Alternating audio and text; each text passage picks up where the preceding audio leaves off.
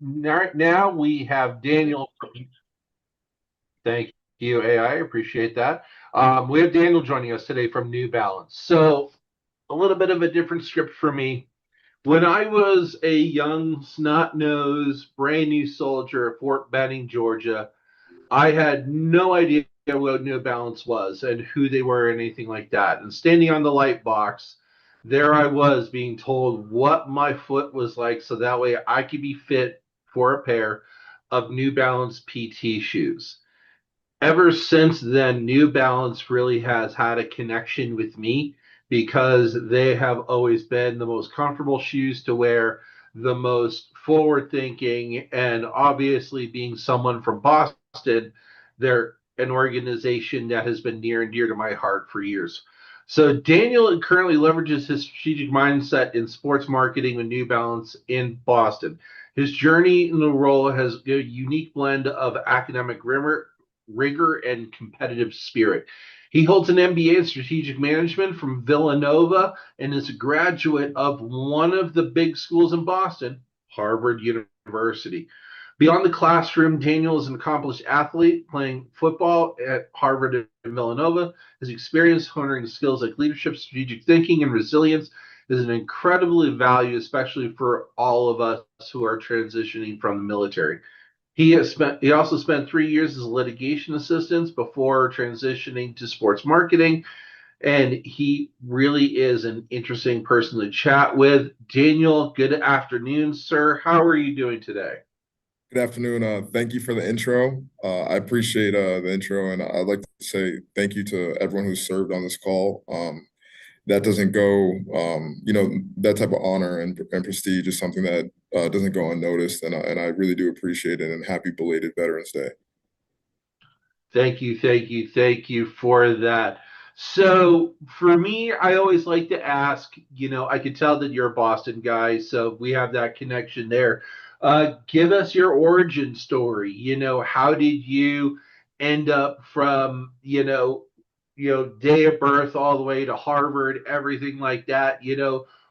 Where do you come from, sir? Fire away. Def- Definitely. I'll give a little bit of background on myself. Starting off, I'm 25 years old, so I'm pretty young, and I'm just over 3 months at New Balance. So again, pretty new, still learning the ropes and still figuring things out. But to give a full background on myself, my parents are Nigerian immigrants, so they came over to America in 1987. They came over for better opportunity, and they had 5 kids. So I'm right in the middle. I have 2 older brothers, a younger brother, and a youngest sister. And growing up, we grew up in a Protestant household. And growing up, my mom and dad used to always say the phrase, the only thing constant in life is change. And I think for me, the biggest time I had to experience that change was when my father in 2017 passed away from a 4-year battle with vascular dementia. And my father was definitely the leader of my family. My dad was like every Saturday morning, he'd wake us up at 6 a.m. to get together to pray, talk about our weeks, talk about our highs and our lows. And when someone passes away, you have a lot of people that come in and they talk about, and they say their condolences, they hang around. But there's a moment at the end of the night where everyone else kind of goes home and you're faced with, the people that are really going to help you deal with this problem. And I remember my mom turning to me and my 4 siblings and looked at us and said, "Hey, look around in this room and understand that these are the people left. These are the people that are the ones that are going to help us get through this." And I'm looking back, and as I continue to get older and grow, I understand. I start to understand how much of heavy lifting my mother did in order to make sure that we were all right. Putting some of her feelings aside in order to make sure that her 5 kids were taken care of. And now in 2025, I can say that 5 of us have graduated from college, 4 of us getting our master's degree with our fifth pursuing their master's degree. And I say that all to say that it wasn't easy, but understanding how to identify a nucleus of people within a network that that work together in order to figure out how to transition through hard times is something that I understood at a very young age.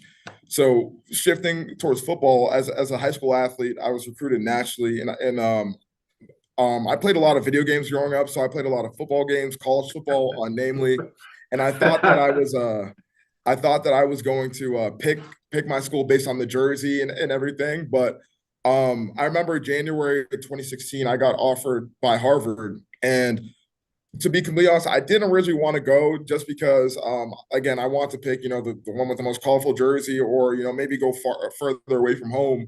But something that resonated with me is that my mom sat me down and she told me, like, when she was in Nigeria, the only school that she ever heard of was um was Harvard University. So that still was enough of a selling point until I went up to Harvard and understood the big vision that they had, and they instilled the perspective of what this could do for me.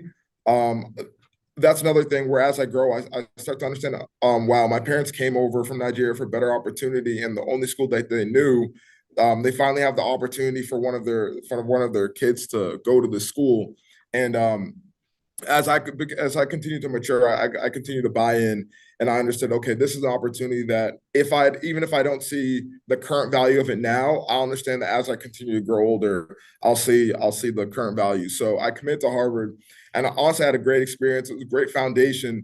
I think one of the biggest transitions and moments that I had to that I dealt with was COVID. So COVID happened my sophomore year. My junior year was football was canceled. The Ivy League was the first league to cancel all sports. So on the back end of that, I'm faced with extra eligibility. So I have 2 years of extra eligibility, and I think for me, I loved playing football. I love football, but I had to weigh, okay, do I just enter the workforce, and do I just start working immediately because like that's what some Harvard people do, like academics and jobs are prioritized over playing sports, or do I enter the transfer portal and see if I can keep playing and pursue a higher degree? And this is and even though playing football was what I was passionate about, it was definitely something that I weighed. I decided, okay, I'm going to continue playing football. My body feels great. Let me keep playing. And I don't know how many people understand the transfer portal, but it's about 10,000 kids trying to get to 3,000 spots. So it's cutthroat, and it's not like high school football recruiting where you're going to go to college, like for the most part if you're good enough to play. The transfer portal is about opportunity, timing, and and a little bit of faith and luck that the right eyes are going to see you. So I was blessed for the Villanova coach to come down to Harvard, and I went up there for official visit, and they offered me, and I decided I'm gonna do my MBA, and it was such an interesting transition because I graduated from Harvard May 26th, 2022, but I was in classes for my MBA May 15th, 2022. So I was doing MBA classes before I graduated, trying to figure out, trying to find a way to make it fit because I had 2 seasons, which was 6 semesters. And the MBA, they said that no one has ever done an MBA in 6 semesters before. And I remember when I was on my official visit, they said, I don't know if it'll be possible for you to complete this MBA while completely on scholarship for football. And I told him, I'm like, listen, I can't tell my mom that she's going to pay for school. Like she hadn't paid for school at Harvard, and now at this juncture, like if I'm going to play more football and defer going to the workforce and making money, I can't pay for school. So I told him, listen, I'll find a way to figure out whether I have to take 6 classes in a semester. We're going to figure it out. But back towards the football side, um, people don't tell you that when you transfer, that it's not as simple as just putting a new jersey on. It is a real transition. And one of the biggest examples I can give it is when you're in a highly competitive, highly violent sport, there's different things that motivate you to play. So at Harvard, I think it was the connections that I built, the understanding that this is the family that I had, and that this was a dream that was just bigger than me. My aunts, uncles, family, they're all supporting me being at the school. And this is not to say that they weren't supporting me at Villanova, but this was again where people bought in. Okay, I'm going to Harvard. I graduated, and now I'm on to the next thing. So at Harvard, I'd be on kickoff. It's a part of special teams for football, and they'd always have me run down and take on the double team and the double team is is basically the kick returns team. It's the two biggest guys on the field, and they're just looking to gun and take one guy out on the kickoff team of the opposing team. So I was always the guy at Harvard that was my task was, okay, we're going to move you around each week, and you're going to go and take on the double team. And as I'd run down, my teammates would cheer for me. They're like, "Oh, go take on the double team." And I would do it because I loved them, and that was my motivation. So when I got to Villanova, they watched the film and they knew that was something that I was capable to do. I was fast enough, I was physical enough to run down and take on the double team. It was a difficult task, but something that I was willing to do based on the relationships and the skill set that I had. But it wasn't as easy when I got to Villanova, and I started to figure out that the relationships and the people around me, definitely I had to build the rapport first before I could convince myself that it was something that was worth doing, because it's not easy. Like I said, it's very difficult. So when I would run down on kickoff at Villanova, I would honestly understand that. I would be aware, and I was cognizant that I'm a little bit less motivated to run into the two biggest guys on the other team. And I wondered why. And that year was a year where I started to figure out, okay, like, transferring isn't just about putting on a new jersey and just playing and plug and play. There's new systems that you have to learn. There's new people that you have to meet, and you have to buy into the culture. And this was a real lesson for me. That year, we went 6-5, missed the playoffs, didn't maximize our potential. This is the year after Villanova finished I think top 10 in the country, won a championship. And this was a huge letdown for us. And I just got there, but I could tell that it was a letdown for the program.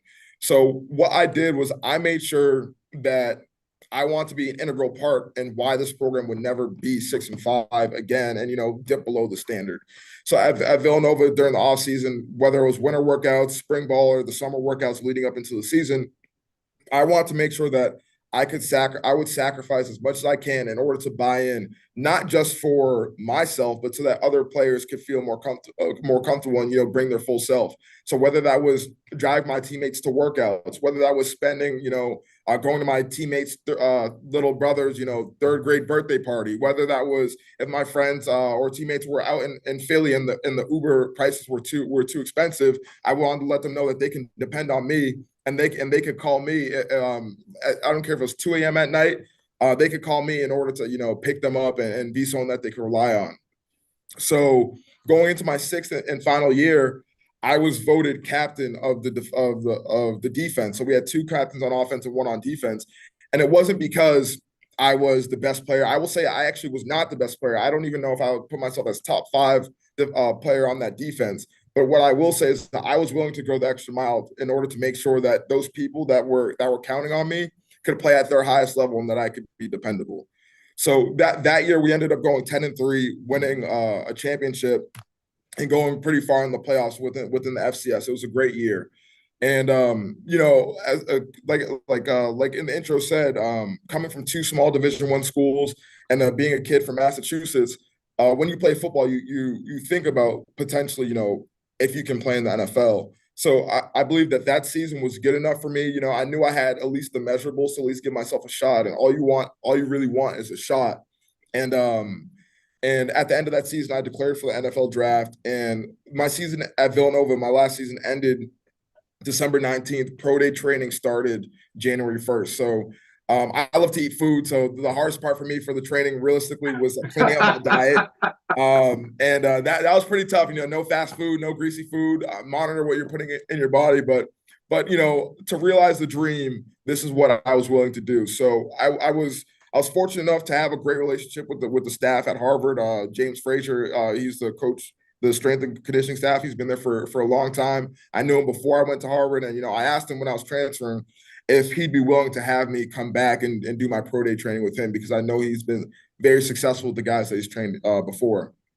So he agreed. And January 1st, I start training 5 days a week. The commute from my house to Harvard is probably 45 minutes in the morning. So I'm waking up at 4:40 in the morning, getting there at 5:30, finishing up at 10:30 in the morning. And while I was doing that training, my friend Chris, he was my roommate at Harvard. He decided to come back up to Harvard in around February. His season was over. He plays for the Detroit Lions. And he came up to watch what I was doing, maybe give me some pointers to take me through a workout and tell me what the pro day was going to look like. So while he came up there, he told me that one of his high school friends actually works at New Balance, and when he worked at and he asked my friend Chris, he said, Chris, I know you're in Massachusetts, like with your friend who's doing the pro day training. Would you want to go to New Balance and take a tour? And I've been at Harvard probably now since 5 a.m. It's 10:30 a.m. And my friend Chris is asking me, hey, do you want to go over to New Balance and take a tour? Realistically, in the back of my mind, I'm like, hell no, I want to go home. I want to go sleep. I want to go and continue the routine that I have for this pro day training. My pro day is under 3 weeks. And and and my friend, he came all the way from Detroit, and I know this was special for him to be back up at Harvard. This might have been the first time he was back up since he graduated. So I was like, okay, fine, like let's go to New Balance and let's just take a tour of your high school friends' work. Having no idea, even though being from Boston, yeah, I drove past the New Balance building, but I really had no idea what it really was. So while we're walking around and taking the tour, his friend's name is Pearson. He currently works here right now as well. It was like I never met the guy before, but it was like I was talking to him more than my friend Chris was. And by the end of the tour, Pearson turns to me and he says, would you want me to pass your email along to someone here at New Balance? You seem like you fit like the mold of what we have here. And it was another one of those moments where I was like, I just did 5 hours of pro day training. I'm going to make it in the NFL. No, that's what I was thinking to myself. But it was like I heard the voice of God, like Lee tell me, is like, humble yourself. You never know what can happen. And within training for the NFL, especially if you have a shot to be the top 1% of your field, is in a highly competitive environment. You can't go into it with the mindset of having a plan B. But something like convicted me to say like, okay, like, yeah, give him your email. You really never know what can happen. But so I told him like, listen, like you can have my email passed along to whoever you want, but my pro day is under 3 weeks. I need to focus on this completely. So I kind of put that a little bit on the back burner and focused on, okay, how am I going to make it? How am I going to finish my training strong and give myself the best opportunity. So after that, I had a pro day and knocked it out of the park. Had a great. I did it at the Eagles NovaCare facility in front of the Eagles staff. It was great. And then start to blow up. Teams would call me before, do interviews, figure out what type of player I am, what type of guy I am. Like yes, and they'd always ask me questions like, okay, like you got your MBA, you got a Harvard degree. Are you sure you want to play football? And I'll tell them I'm here. I'm showing up, doing the work, and yes, I definitely want to play football. So the NFL draft comes around, and as a kid, you always like I used to always watch the draft, and like even though I went undrafted, and even though I didn't get drafted, but being able to watch the draft as an active participant, and seeing what each person getting drafted, how that implicated my life was something that will never be lost on me, and I find that to be one of the biggest blessings I could do. Look that I could partake in looking back.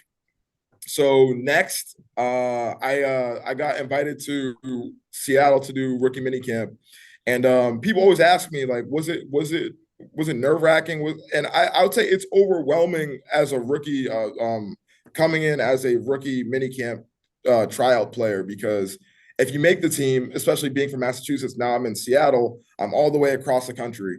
I've never really been that far, but if I make the team, I'm starting a new life. But even if I don't make the team, I've realized the dream to some degree, and like I'm here, and all the hard work that I've done, I'm here. So it's the battle between being complacent and pushing yourself enough that you want to be able to like give your best effort. Then so I didn't make the Seattle team, and then I thought it was honestly done for me. And I went back home and I was on the couch, and I get a call from the Falcons, and they say, "What are you doing this weekend? Do you want to come try out for our team?" So I go to Atlanta, and like it feels like everything's clicking. They don't have that many linebackers. I believe they have some linebackers coming from IR, and they explain that, they say this is what it is. Like we watch our highlight tape, we see what type of player you are. We really want you to be here, and like we have an actual plan for you here, and where we can build around you and figure out where you fit. So I agree. I go down to Atlanta, and I'm telling you, I'm having the best time. It's great. But at the end of the camp, this is what they tell me. They tell me, they say, hey, like, we're not going to sign you today, but camp starts in July. They tell me, keep working out. They tell me to don't get in trouble with the law, and do not get injured. Make sure that you're good.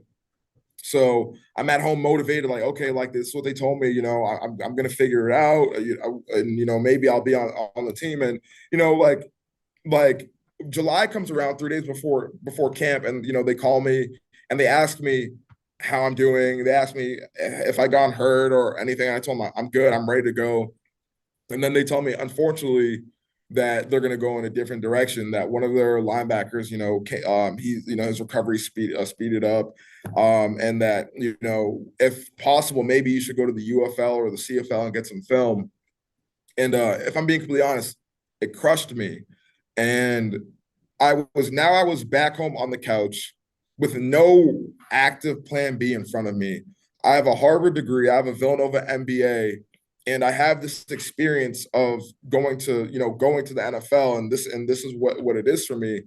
And I was kind of crushed, and I was lost at what to do. I have these great experiences, and people are coming to me telling me congratulations for all I've done, but I didn't feel like I should be congratulated. And I realized that I was in a place of transition of understanding, okay, this is what these opportunities are. How can I get value out of them? So like there's the one story of like, oh, you go to a water bottle, you get a water bottle from the vending machine and it's $1 there. You get a water bottle from, work and it's free. You get a water bottle from, the airport and it's $4. And I realized that I had a plethora of experiences that I had, and now I just had to find a way to create value and leverage these experiences. So that was July of last year where they told me, okay, like maybe CFL, maybe UFL. So I was like, okay, I'm gonna leave every stone. I'm not gonna leave any stone unturned, and I'm gonna figure out a way to create value for myself and leverage these stories as much as possible. So I went back to my high school to coach in the meantime because I really want to find a way to give back and be active and still be around the game of football just in case the opportunity presented itself. So while I was doing that, I was really figuring out that the most important thing that I could do for myself in this moment, if I was playing football or even if I wasn't, was again to find a way how to find a way to leverage these opportunities and these experiences that I had, but also to see who was in that network, in that core circle that was willing to bet on me in these experiences in order to take me to where I want to be. And lastly, it was to have faith, to never give up. There were some days where I was wondering like, okay, what am I doing? I have these experiences, but like, what is going to like, how am I going to transition from where I was to where I should be? So I was, keeping the faith and, not getting discouraged is probably one of the biggest things I had to rely on because I'm telling you, when people are congratulating you, but you don't feel necessarily like you should be congratulated and you're figuring out within that transition, it's a tough space to be because yes, you're reminded that you're blessed and you have these experiences that are 1%, and top of the line that everybody wishes that they would, could have experienced. But at the same time, you understand that transition is coming. Whether you got 2 rookie minicamp invites like I did, or you're Tom Brady, at some point you have to transition from playing the game. So I would say that looking at my experience, I tapped back in with my network. I went to the NFLPA summit and I talked to the president of the NFLPA at the time, the executive president, and he was more of like a private equity wealth management guy. And I told him, I said, listen, like I'm looking at the writing on the wall. It's February. I'm probably not going to be on a CFL roster or UFL roster unless something drastic happens. And I said, like, listen, should I just, go work? Should I go work private equity, wealth management? Hit up some of my friends that used to do this, or should I just like fully coach and just lean into the football thing with these experiences? And he told me something so simple but so profound. And he told me, he said, don't compromise. He said, like, whatever you do, do not compromise. You have 2 elite experiences playing on the field and, an educational background. Find something that you can maximize both. And as he told me that in February of this year, I I thought, okay, I went back to the drawing board and like how can I brainstorm and figure out what I can do in order to, you know, maximize both of these experiences. Because I honestly, looking back and looking at my life now, I'd be damned if the last time I brought passion to what I was doing was when I put on a jersey and I put on a helmet. For me, knowing how I live my life with purpose, faith, and fulfillment, it would be unfair to myself to maybe do, you know, take a role that I didn't really want to do. So what does that mean? That means I probably have to wait a little bit longer to figure out what I want to do. So going back and bringing it full circle, the New Balance experience, talking with my email got, you know, passed along, and as I was home, I was, you know, taking calls with a bunch of people. And me, I'm a big opportunist. So every time, you know, there's an opportunity in front of me, I think that I'm gonna you know, I'll jump on it and it'll materialize into something. So I went through a bit of discouraging periods where, oh, this didn't materialize. Okay, this didn't materialize. Okay, and I had to again rely on my network that believed. They said, listen, you're capable and you're qualified. So like when the opportunity comes, like you'll be ready. So I continue to, you know, pray on it and figure out and discern which were the right opportunities. And ultimately the last application I had with New Balance, I didn't even see the job posting. It was one of my mentors that she reached out to me and she said, "Hey, have you applied for this job?" And I told her, "No, you know, I applied for a lot of New Balance jobs, and I'm not sure which one's the right one for me. I'm not sure if I should if this is the one that I should go for." And then she doubled down and said, "No, like read the description. This is the one that you should go for." And they're talking about sports marketing with American football, and it was like a light bulb went on my head. I'm like, okay. And I knew. So now I started hitting up all the contacts I had within New Balance, telling them like, hey, like if I can't get this job here, I don't think that there's a job that I can get at New Balance in general, because this is where I fit the most, you know. So I hit up like all the VPs and everything, and I told that I knew, like, and the different connections, and I said, hey, like, I'm putting my full self in here. I'm going to write the best cover letter possible. I'm going to change my resume to tailor the skills that they're looking for. And because, I said like, hey, like, this is an opportunity for me to be really passionate about what I'm doing and be able to wake up every day and say, hey, like, I can bring my full self. Football, being from Boston, tapping into different communities that I've met here, and my educational background. And I ended up getting the job. And I say this not to say like, oh, like I did it or congratulations. I say this more so to highlight the different adversities and the way that my path has continued to pivot in order to get me to where I am today.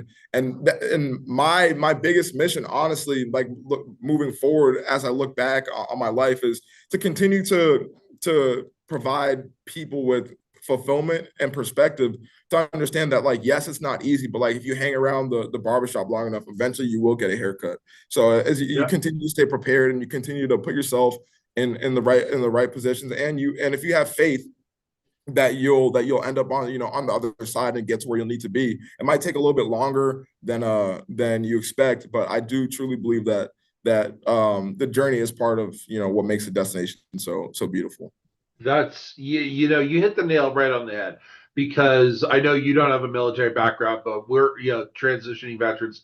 I've been out for 10 years, and having that faith and that drive and that motivation is super, super, super important.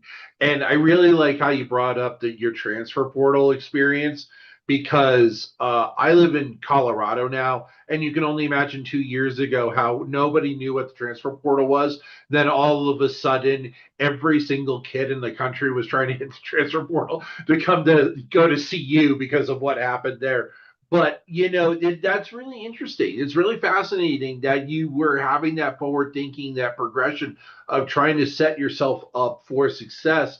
And being at New Balance for 5 months now, it's interesting having that perspective and sitting there coming into the organization. Walk us through, what's your day in the life at New Balance? What are you doing? Is there any big projects that you're working about? What are what's your life like at New Balance? and what are you dealing with on a daily basis? Definitely. So, I'd say on it, like my role is sports marketing. So, football is newly launched within New Balance. We're attacking it, and it's obviously the biggest sport in America. And my roles is mainly working with the athletes that we signed. Most namely, the most famous athlete we signed within American football is Josh Allen, 2024 MVP. So my role is making sure that they have, the product that they need, and maybe coordinating with the other groups within New Balance to make sure that American football is running as smoothly as possible. I think most of my job is athlete facing, so I'm coordinating with the athletes, and that's where I talk about being able to bring my full self and bring a perspective that other people within this corporate environment might not have. So I'm able to, speak to the football background and, the football experience, and give them the perspective, bring the football player perspective into the office, and being able to communicate that on all levels, whether that's higher management or, to people outside the company. Are you going to try to get Drake May into the building at all, or no? I love Drake May. He's and I am a Pats fan, so hopefully one day Of that'll be, course, man. yeah. I was actually at the game yesterday, so hopefully that's a great Patriots win, but hopefully one day we'll have Drake May. I think when Bob Kraft was sitting there talking to Gronk doing the 1 day contract, and he said the 2 day, that was that being on your toes. I don't think Gronk was expecting that, but you know how Kraft is. He's always sitting there thinking. Mhm. A little bit of a side note before I go back to the questions I had for you. Did the Patriots try to sit there and reach out to you, or no? So, yeah, so I actually I had a local day workout with the Patriots. It was last year. It honestly, it went well, but I think they're just looking like the linebacker position is so different that you can have a linebacker Yeah. that's 6'4", 250, or you can have a linebacker that's 5'11", like 230. So, it varies so much. I think they're looking for a different type of body, but don't like the only thing that changes honestly is when you get a peek behind the curtain. It's different being a fan of teams now because you understand the business side. But I still love the Patriots, and I'm a hometown team supporter. You hitting the transfer portal and getting your MBA really taught you a lot of versatility. When it comes down to that between your professional, academic education and your real world life experience education, where did you find that good balance to leverage yourself to getting into New Balance?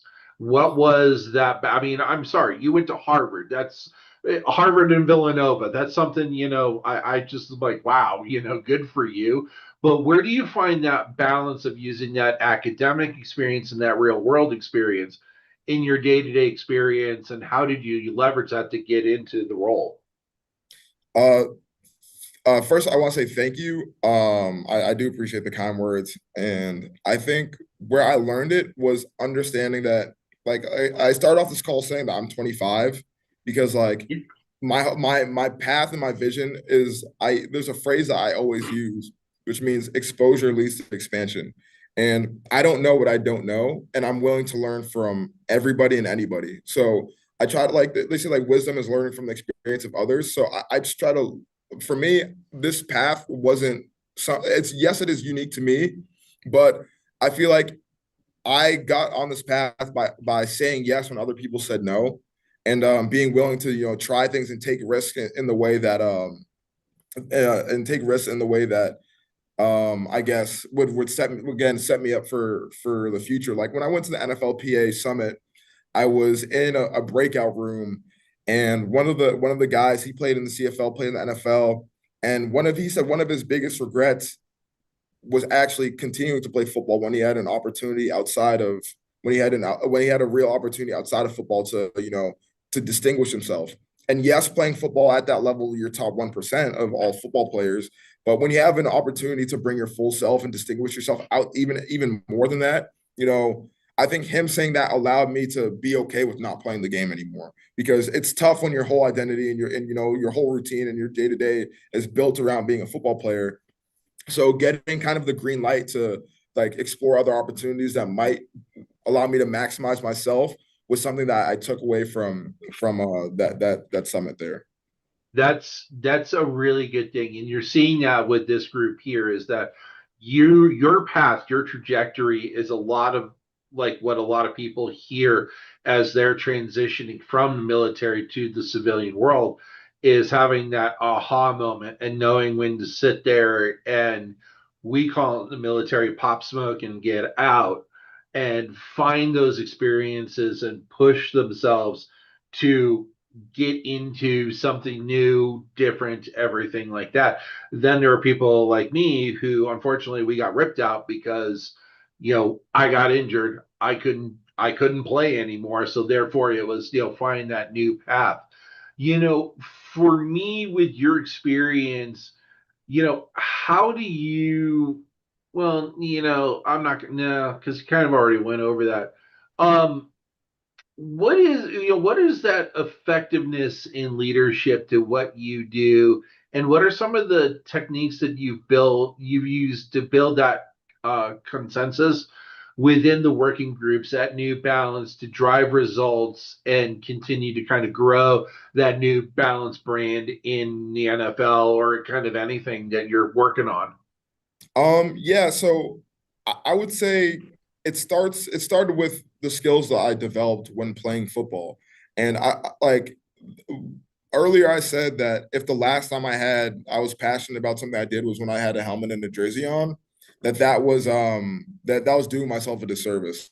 I think that I want to find a way to make the skills from football translate. So whether that's time management, whether that's being assertive, whether that's making critical decisions and using critical thinking under like a lot of pressure, I want to make sure that I made these skills translate for me in the business world as well.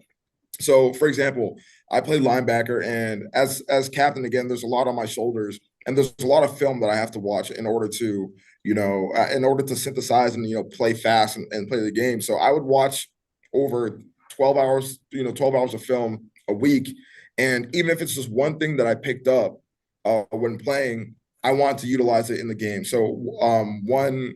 I remember there's a game that I was playing for a championship game, the game that we won the championship. It was 4th and 1. We needed to stop, and the offense lines up in a formation that I saw, and it was the first play that I watched when I started watching film. So minute one of the 12 hours of me watching film, and it stood out to me. And the other team's offense lined up in the formation, and usually what when they come out in that formation, I would pinch the D line, the defensive line inwards. But instead, I pinched them out, and I decided to go in the A gap, and I made the tackle for a loss to stop that on 4th down, and stop that drive. So I talk about that where how can I make those experiences translate to New Balance? It's okay if I'm working with let's say like a Josh Allen or a Marvin Harrison Jr.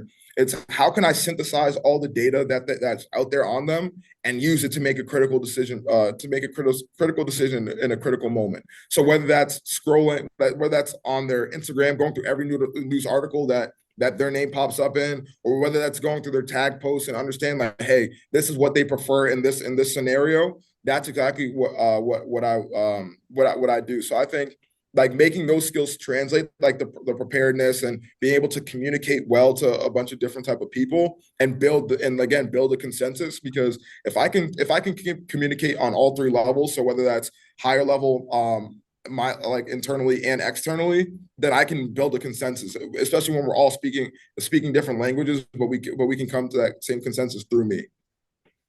I love it. I love it. You know, do you came from, high level athletic, you being in, D1 football and everything like that. But do you see people in your sort of working group almost getting starstruck by, Josh and others in the NFL? Or are they, are they really well grounded? Because I can speak from experience that the first time I kind of was meeting pro athletes, it was sort of like, oh, wow. And now it's like I see them as normal people. But yeah, if someone wants to get into this sport marketing and kind of going after those targets, do you have any advice for them? Do you see them getting starstruck sometimes? What's your experience with that? Well, I would say if they do get starstruck, they don't do a good they do a good job of not showing it. But I think that New Balance hires like extremely selectively, but like they hire people and train them very well in order to deal with, the different and the different and high caliber athletes that we have. I think my experience of being in the locker room allows me to, take it back to and look at it as a teammate, look at these people that we deal with as teammates and, equal level, because when these guys are doing business, they want to be treated, normally. They don't want to be treated as as As an high level assistant players. god, yeah. So I think the team that they have here on sports marketing does a great job in order to make these guys feel comfortable. And New Balance, we're privately owned. So that allows us Yes. to go be over and beyond to make sure that these athletes are comfortable. Like the athlete is our responsibility. Yes, we have the internal responsibilities as well, but making sure that the athlete is taken care of and feels like they are, at home when they're with New Balance is the chief priority for us. So being here for, just over 3 months, I just understanding the way that my team and like people that work on, football, basketball, baseball, tennis deal with these high caliber athletes. Honestly, I've learned so much from these people, and I'm grateful to, continue to learn from them moving forward. I got a follow-up question on that, but we did have two hands come up, one being the most important, Monique, the second one kind of being an important guy, Jordy himself. But Monique, why don't you go ahead and ask Daniel your question? Hello, Daniel. I'm really inspired, especially when you talked about your family and how your mom really you said lifted a lot of the weight. And that saying that you said exposure leads to expansion. I love that. I don't play football, but I was wondering if you would be open to connecting with my brother who did play football. He was the quarterback for UConn. Now he plays football in Japan, and he does do marketing of products. And being that you're experienced in marketing, I was hoping if you would be willing to connect with him. I can drop his link in the chat. Yeah, most definitely. I don't know if my email was shared on here, but I'm really open to connecting with anyone over email if they, if they have um Feel free to throw it in the chat, Daniel, 1000%. Okay, thank you. All righty. And then we have the myth and the legend himself sitting there wanting to ask a question. Go ahead, Jordy. Daniel, thank you so much, man. I can't tell you Sure. guys how awesome this is, man. When I reached out to him a few weeks ago, he just said instantly, I'm coming on. So thank you so much for sharing your story, for doing this. I want you to tell us all, like, why are you here? Why did you decide you wanted to come and talk to all these amazing vets? So when I first read it, it said if you have military background, and I was like, I don't have military background, so I don't know if I should do this. But it was really the next line that stood out to me. It said like people going through transition. And I'm like, again, I'm 25, I'm young, but people that are going through transition, especially going from a high stakes environment where you put your all into it and it is your identity. I thought like if I can give back to these type of people, that's where I find my fulfillment to make sure that I'm helping you guys out. Because one thing that I learned or that came very apparent to me when I was at home on the couch is people care most about you when you have the helmet on and when you have the jersey on. And the same way that I'm sure with the uniform, like when you have the uniform on, that's when people pay attention and you notice different and notice like more of the minute details. So it is kind of there's a humbling moment and kind of sad moment when you take it off and you're not that anymore, and you realize that the people who you thought were going to pay attention to you, like, and be in your network and support you, don't anymore. So when I read the line talk about like military veterans, transitioning, that's what made me and it also pulled me to do this. I wasn't pushed to do it. It really pulled me to do it. Yeah, well, thank you, man. Hey, New Balance has an incredible ambassador, and you're going to touch a lot of people in your career. I can't wait to watch that. So appreciate you so much. Thank you again. Thank you for Yeah. having me. Absolutely. And, in New Balance, meant a lot to me because that story I told you, a lot of us, I don't know about the younger kids who are here, but, my interaction with New Balance was being issued, US made New Balance shoes. And I wear New Balances 1000%, just because even for when I'm walking around, or when I'm working out, they really are the brand that speaks to me because I still have that hook and that connection to it. Circling back to that follow-up question that I have, when you're talking about working with and taking care of athletes, what does that look like? There's not going to be a lot of people here that understand what that means. Is you're not their agent. Well, you kind of are, but you're kind of not. But like, what is that? What is that? What does that look like? I think that the biggest part of dealing with athletes is learning how to talk to different people. So, like military, you talk to a bunch of different type of people, and you Yep. have to talk to different type of people. For football, learning the locker room. So I think the biggest part, I think a lot of us on this call probably have already developed the skills in order to do it.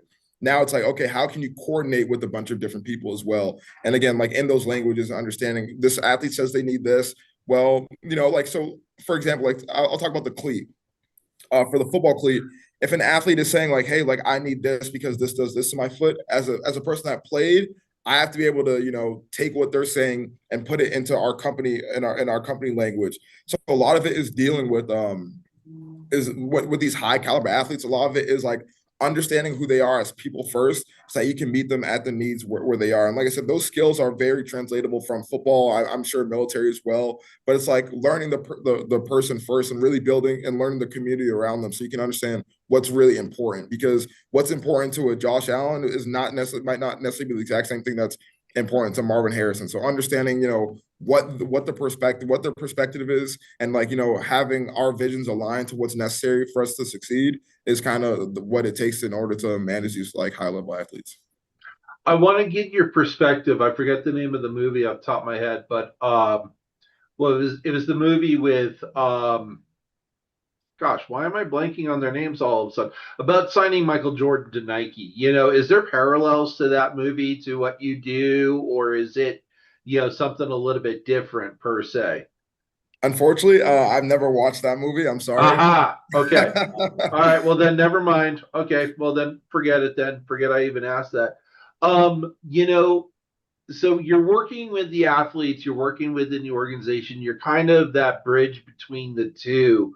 You know, is there been opportunities to where it's like, oh, I should have done this differently? Like, how often are you sitting there doing those feedback loops with yourself to sit there and make yourself better every single day? And, when it comes down to other working groups inside New Balance or the NFL, what does that dynamic look like for you on a day-to-day basis?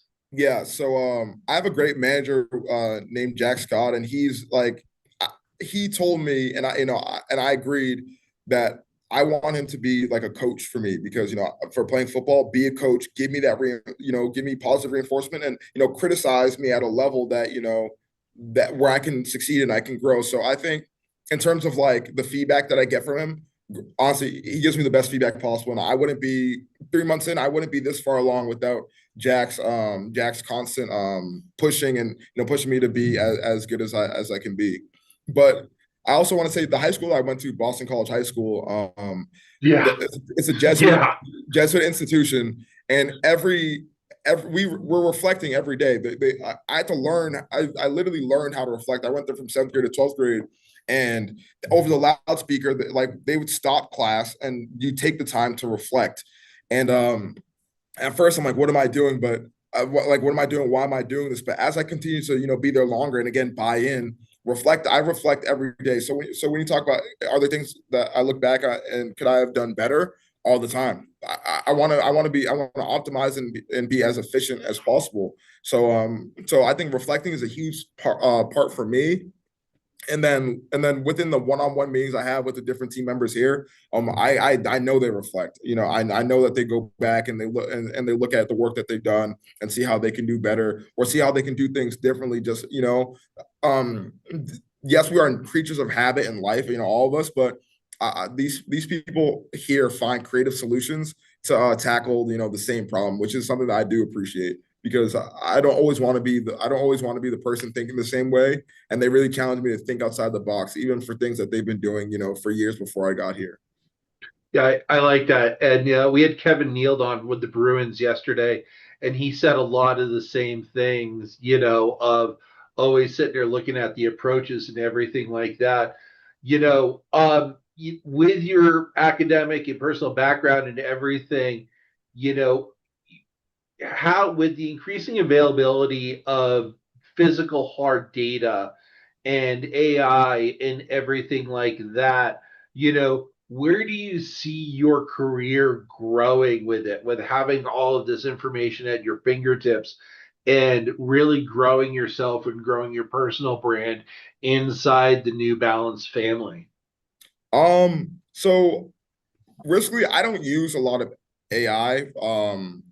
And again, I'm blessed that like the position I have is very relationship based, and I'm grateful that I get to lean into that. I think like maybe AI, the most that I'll ever use AI to do, and I haven't done it a lot, is maybe to synthesize a list when I'm looking at maybe Okay. I'm for like like statistics for like okay like who are the top rushers in the NCAA, and and I can filter the list by age and filter the list by like years of eligibility. So I think that's the most I ever use AI to facilitate my job. That's interesting because we've been seeing a lot of opposite to that, but it's interesting because Kevin and I were chatting yesterday offline, and he's like, "Yeah, I mean, we use traditional statistics, and we're not. There is some AI, but that's interesting that you're staying away from the AI subconsciously just to sit there and do that." Are you? I mean, when you're looking at the NCAA kids, and as they're getting ready to transition, are you engaging with them, and are they coming to you with advice? Are you giving them advice on what to do? Like, what does that look like? As I mean, I know enough about the NCAA rules to be dangerous, but on the other hand, I know that they can get some endorsements, but do you see yourself as almost a mentor for them as they are getting ready to try to hit, the draft? Definitely not a mentor. So we actually do have one outstanding player in the NCAA. We have Jeremiah Love, running back for Notre Dame, and Yeah. I think he's the best running back in the country, and I think he's definitely in the Heisman, and he'll be in the Heisman candidacy. But it's not mentorship. It's really just supporting them and building the community around them and allowing them to be their best self. If like what we had his family here 2 weeks ago, and that's more like, okay, how can we make them feel at home? How can we make them feel comfortable? And just reinforcing that New Balance is a family, is an extended family for them. So it's really no advice, but just like finding ways to support them, because like I said, how you support one person is different how you support another person. So I'd say for the NCAA kids, uh, like like like Jeremiah Love, he's currently signed to New Balance, but it's not a mentor role at all. It's honestly more Okay. of a support, and providing with whatever he needs in order to be the best running back on Saturdays as he can. And for me, I play a small portion of that. So Yeah, I mean, you say you play a small portion, but I mean, you are, your experience and your life experience really has put you right into this role. The sheer fact that you were forward thinking without even being forward thinking, and you being 25, the world is literally your oyster. I wouldn't be surprised if, here you are, 10 years from now, and everyone's going to be speaking your name just with how thoughtful you are. Um, thank you. one well, I got a couple of more questions, but I do want to open it up to the room. I mean, who's got more questions for Daniel? I mean, we've already had some few, but here's someone who, young gun who's sitting there really getting after it in the world, who has some questions. Hey Daniel, it's Derek. Sorry, Tim. I'll get you in. I did have a quick question for you though. How are you able to articulate what you're going through so easily and kind of just have that? I don't want to call it a story because it is your life, but having that readily available for you to kind of just talk about. I think part of it is like practice, but the number one thing is like owning it. Like good and bad, my life is my life for what it is. So I think that being able to like talk about the passing of my father, and like these different experiences are just because like through the reflection I understand like what has happened, what this life I've lived so far is, and I it's fulfilling, and honestly, part of it is honestly, I thank God for the gift to be able to tell it. But at one point, at some points, it wasn't easy. At some points, when I would tell this story to some people, whether it's my I meet a friend of a friend and they tell me to tell them about myself. There'd be times where I talk about like my dad, my dad's passing, and maybe I start choking up, and it's tough for me to move forward. But I think part of it is honestly a gift of God. Like before I got on here, I prayed that like that my words would resonate with you guys, and that like I didn't waste you guys' time, and you guys could take something away from it. But I think the biggest thing is practicing it and really owning that like this is my life, for better or for worse, whatever it is. There's some people dealt better hands, some people dealt worse hands, but being able to tell my life through my words is probably like is definitely a gift, but it's something that I want to be better at so that I can continue to fulfill those people around me. That's awesome, man. Thank you so much, bro. Thank you. All right, Tim, go ahead, sir. I don't really have a question. It's just kind of me appreciating your story and being able to kind of, say that, hey, everyone's in a transition, whether it's, going from trying to go pro, getting those experiences to pivoting, like everyone's in a transition all the time. I appreciate you being able to break it down and connect with us on that level. There's a few things that you said that I'm gonna steal and give you credit for and kind of expand upon on what you said and then my thoughts on that. So I appreciate you just coming and taking the time. It was impactful, at least to me, and I'm sure many of the other people on this call. So thank you. Thank you. It means a lot. It's, there's a lot of parallels to your life to what we have all done in terms of that transition. And I know a bunch of former NCAA players that really, tried to push themselves to sit there and get into the NFL and couldn't do it. So having your perspective and the sheer fact that you were forward thinking is remarkable, because it showcases that diversity and that resilience that a lot of us struggle with in that military transition. For you, we got a couple of minutes left. So, any closing thoughts, any life advice that you have for our veterans here, and if you want to sit there and plug New Balance, you can go right ahead. But any final thoughts for us here? I think the apparel I'm wearing is plugging New Balance enough, but but I would say like my life is I try to live my life based on faith, passion, and fulfillment. And I'd say for everyone else, if you can chase those things, and whatever brings you those, chase those. It might take a little bit longer, but usually it's worth it to waste. Nothing rushed is usually done well. So I'd say I'm praying for all you guys, all you men and women on here. I really want to find. I really hope that my words resonated with you all, and that I could maybe do this in 2 years or in 3 years to come back, and someone on the call reach out and tell me that that they're in a better place just because one or two things that I said.